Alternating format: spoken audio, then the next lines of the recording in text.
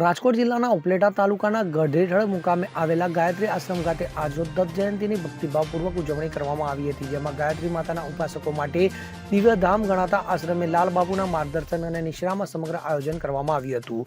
તો આ પાવન અવસરે રાજ્યના સીએમ ભૂપેન્દ્ર પટેલે ખાસ ઉપસ્થિત રહી લાલબાપુના આશીર્વાદ પ્રાપ્ત કર્યા હતા, તેમજ અન્ય રાજકીય અને સામાજિક આગેવાનો પણ આ અવસરે સહભાગી બનવાનું પુણ્ય પ્રાપ્ત કર્યું હતું। તો આ દિવ્ય પ્રસંગે ગુરુપૂજન અનુષ્ઠાન તેમજ મહાપ્રસાદ સહિતના દિવસભરના આયોજનો ઘડી કાઢવામાં આવ્યા હતા અને તેની તૈયારીઓમાં અસંખ્ય સેવકો લાગી ગયા હતા। તો આ અવસરે ગામે ગામથી 1.5 લાખથી વધુ ભાવિકો ઉમટી પડ્યા હતા અને તે મુજબ વ્યવસ્થાપન પણ કરવામાં આવી હતી।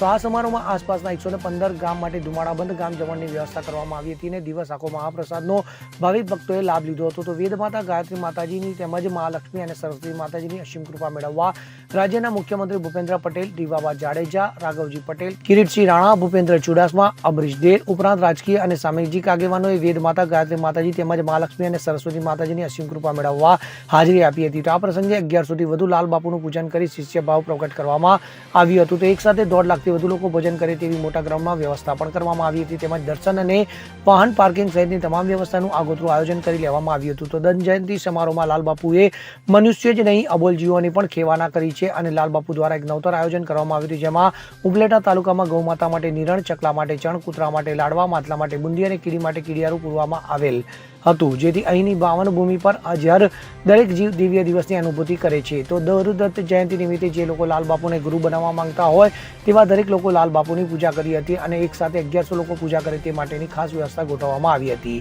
તો ગુરુદેવ લાલબાપુનું પૂજન સવારે 6 વાગ્યાથી શરૂ થઈ મોડી સાંજ સુધી ચાલનાર હતું, જ્યારે ભોજન પ્રસાદ સવારે 10 વાગ્યાથી શરૂ થઈ મોડી રાત્રિ સુધી ચાલશે। તો આજ રોજ દત્ત જયંતિ નિમિત્તે ગઢેઠળ ખાતે 25 વીઘામાં ભોજનાલયની વ્યવસ્થા પણ ગોઠવવામાં આવી હતી। તો આસપાસના 115 થી વધુ ગામ ધુમાડાબંધ અહીં ભોજન લેવા સાથોસાથ મોટી સંખ્યામાં ભાવિકો ઉપસ્થિત રહ્યા હતા। તો આ કાર્યક્રમને દીપાન્વિત કરવા હજારો સ્વયંસેવકો ખડે પગે રહી મહેનત કરી હતી। તો આ સાથે આજના દિવસે આનંદ મેળો પણ યોજવામાં આવ્યો હતો, ત્યારે રાજ્યના મુખ્યમંત્રી ભૂપેન્દ્ર પટેલે 2 કલાકે હેલીપેડ ગ્રાઉન્ડ ખાતે આવ્યા હતા, જે બાદ પ્રથમ ગાયત્રી મંદિર ખાતે પ્રથમ દર્શન કરવા માટે પહોંચ્યા હતા અને ત્યારબાદ લાલબાપુના નિશ્રામાં ચાલી રહેલ ગુરુ પૂજન ખાતે લાલબાપુના દર્શન કરવા પહોંચ્યા હતા। તો આ સમગ્ર કાર્યક્રમ દરમિયાન સાથે સાથે ધર્મસભાનું આયોજન પણ કરવામાં આવ્યું હતું।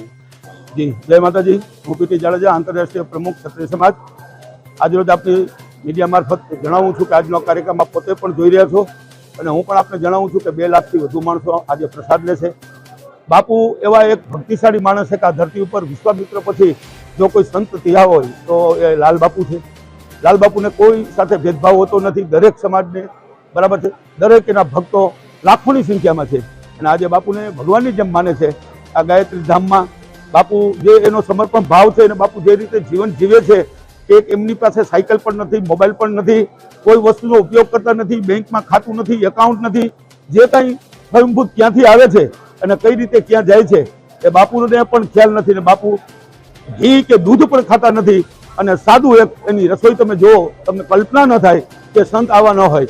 ત્યારે હું જાહેરમાં ઘણીવાર કહું છું સંત કેવા હોવા જોઈએ, તો એ લાલબાપુનું ઉદાહરણ આપી શકાય કે સંત લાલબાપુ જેવા હોય જોઈએ કે ઘી અને દૂધ નહીં ખાવાનું એક જ કારણ કે મારી ગરીબ પ્રજાને દૂધ ને ઘી ન મળતું હોય અને હું ઘી ને દૂધ ખાઉં, હું ગાડીમાં ફરું તો હું સંત ન કહેવાઉં। એટલે બાપુનો ખૂબ જ વિશાળ સંખ્યામાં, બહોળા સંખ્યામાં બાપુના શિષ્યો છે। આજ પણ એ જ પણ દરેક સમાજના જોવો છો લાખોની સંખ્યામાં માણસો પ્રસાદ લે છે અને બાપુની ઈચ્છા છે કે દરેક માણસો આ ધામમાં આવે, દર્શન કરે, પવિત્ર થાય, સંસ્કારી બને, વ્યસનોથી મુક્ત રહે એવો બાપુનો સંદેશો છે। એ સંદેશો હું આપની સમક્ષ રજૂ કરું છું। શક્તિસિંહ કોટડા નાયણી, ભૂમિગુરુ ગોંડલ, પ્રમુખ શ્રી ક્ષત્રિય યુવક સંઘ હાલાર પ્રાંત। આજે ગુરુદત્ત જયંતિના નિમિત્તે બાપુએ જે સંકલ્પ કરેલો એ સંકલ્પ આજે બાપુનો પૂરો થયો છે, કારણ કે આજે લગભગ 2 થી 2.5 લાખ માણસો દર્શન કરશે અને પ્રસાદ લેશે, તેમજ બપોર પછી મુખ્યમંત્રી શ્રી અને ગૃહમંત્રી શ્રી તેમજ એમની સાથે એમનું મંત્રીમંડળ અને ઘણા બધા સંતો, મહંતો, મહાનુભાવો, ઉદ્યોગપતિઓ અને ઘણા બધા માણસો અહીંયા આજે દર્શનનો લાભ લીધો લેશે અને પ્રસાદ લેશે। એ પૂજ્ય બાપુની એવી ઈચ્છા હતી, જે બાપુનો સંકલ્પ પૂરો થયો એવું હું માનું છું। જય શંકર। ગુરુ પૂનમ આવે પણ ત્યારે વરસાદના હિસાબે પાર્કિંગની ને વ્યવસ્થા ના થઈ શકે, એના માટે અમે માગસર સુદ પૂનમનું ગુરુદત્ત જયંતિના નિમિત્તે અમે પૂનમ ઉજવી છે। તો એ ઉજવવામાં પૂનમમાં આપ બધા માણસને દેખી શકો છો। આજે 18 વરણ કોઈ જ્ઞાતિ બાકી નહીં, બધાએ અમને સાથ સહકાર આપ્યો છે અને બધાએ પ્રસાદ લેવા આવ્યા છે। અને પ્રધાનો પણ આવ્યા અને મુખ્યમંત્રી પણ પધાર્યા, એને પણ આનંદ આવ્યો ને એ હારી ઘડી પેટર્ન રાજી થયા. તો અમારો પ્રસંગ બધી વાતે આજે દીપી ગયો. એવું સરસ કામ થઈ ગયું કે હજારો માણસ, અમારા લાખ માણસ જમશે. લાખમાંથી કેટલા માણસ પ્રસાદ લે એ અમારા અહોભાગ્ય છે. અને કોઈ જ્ઞાતિ અમે બાકીને બધાને, બધી જ્ઞાતિને આમંત્રણ આપ્યા છે. ગુજરાત સૌરાષ્ટ્રમાંથી બધેથી પબ્લિક આવી છે અને બધા ખૂબ જમીને રાજી થયા છે. એ આ પબ્લિક રાજી થાય એ અમારી ભાવના. જે માણસ, અમારો નિયમ એ જ છે, ભજન કરવું, ભોજન કરાવવું અને માનવ સેવા કરવી. એટલે એ અમારો ધ્યેય છે. ધ્યેય અમારો સિદ્ધ થયો.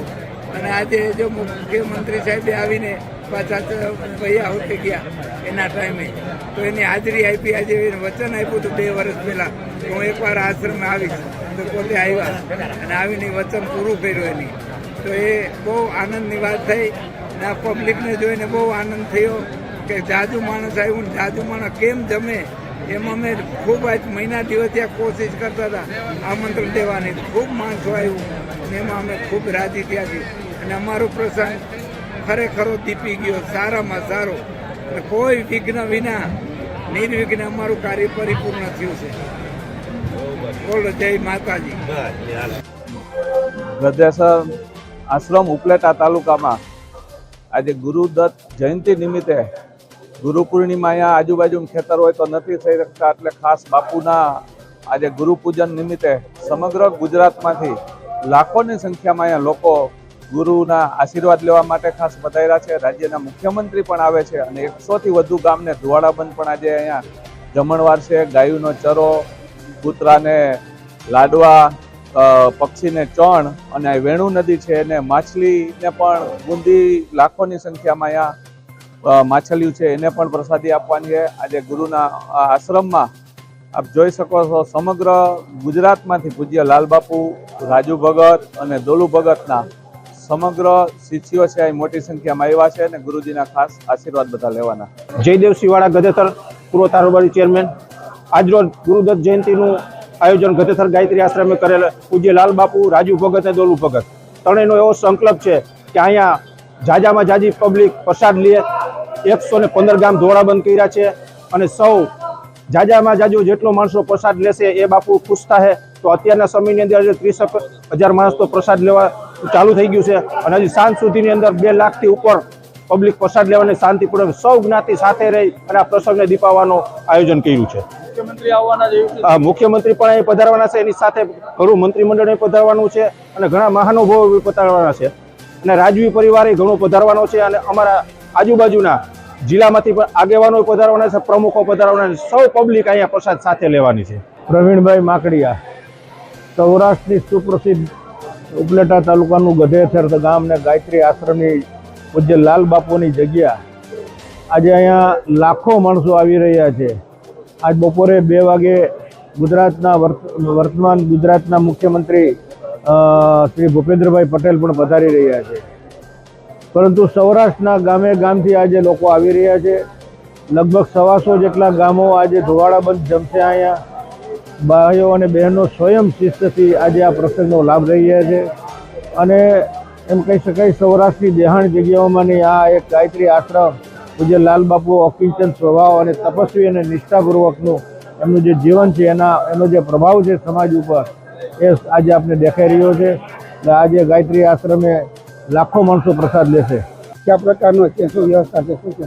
આજરોજ ઉપલેટા તાલુકાના ગધેસર ગામે જે ગાયત્રી આશ્રમ છે કે જે લાલબાપુના જગ્યા તરીકે પ્રખ્યાત છે, ત્યાં આજે ઉપલેટા આખું ગામ ધુવાડા બંધ હોય એટલે અહીંયા પબ્લિકનો ઘસારો પણ એટલો જ છે અને જે આ આશ્રમમાં તેમજ બાપુના પહેલાં માનતા હોય તેની ખૂબ ગળદી છે અને આ તકે અહીં સીએમ સાહેબ પણ વિઝિટ કરવાના છે અને તમામ બંદોબસ્ત અહીંયા સુચારુ રૂપે ચાલુ છે. ટ્રાફિક વ્યવસ્થા પણ ચાલુ છે અને ભોજન વ્યવસ્થામાં પણ એટલો ઘસારો છે. બધી જગ્યાએ પૂરતો પોલીસ બંદોબસ્ત છે અને સુવ્યવસ્થા ચાલુ છે. સરફરાજ કોડી સાથે CN24 ન્યૂઝ ઉપલેટા. હવે જુઓ દેશ દુનિયાની તમામ ખબરો તમારી આંગળીના ટેરવે. ઉઠાવો મોબાઈલ અને ગૂગલ પ્લે સ્ટોર પરથી ડાઉનલોડ કરો અમારી CN24 ન્યૂઝ મોબાઈલ એપ.